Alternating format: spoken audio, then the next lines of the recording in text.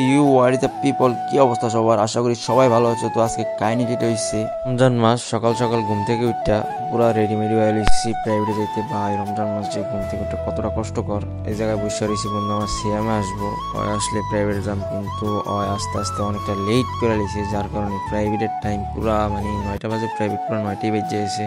দেন 9 আইলো, পরে নিয়ে যাইতে আসি প্রাইভেটে। বাট ওরকম আমার তাড়াতাড়ি গাড়ি চালা, আমাদের যেহেতু প্রাইভেটের টাইম হয়ে গেছে 9টা প্লাস বেঁচে যেতে হয়, ওইরকম তাড়াতাড়ি গাড়ি চালা হয়, পুরা উঠে যাইতেছে। তেন ওই গেছে মামা কেমন হয়ে গেলে তো জান্নাত যাবি, যে আমি কি না থাকা আমার জান্নাত নিস না। পরে কাহিনী যেটা হয়েছে, সামনের রাস্তাটা আছে আমাদের প্রাইভেটের রাস্তা, কিন্তু এই জায়গাতে ঢুকাই দিছে মূলত।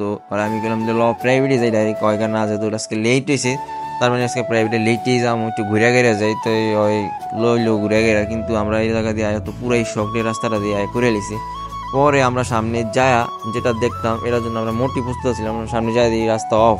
পরে আর কি করুন, পরে আবার গাড়ি ঘুরে আমরা আবার আগের রাস্তা দিয়ে এলাম, আগের রাস্তা দিয়ে দিই সারে বা সামনেও রাস্তা অফ।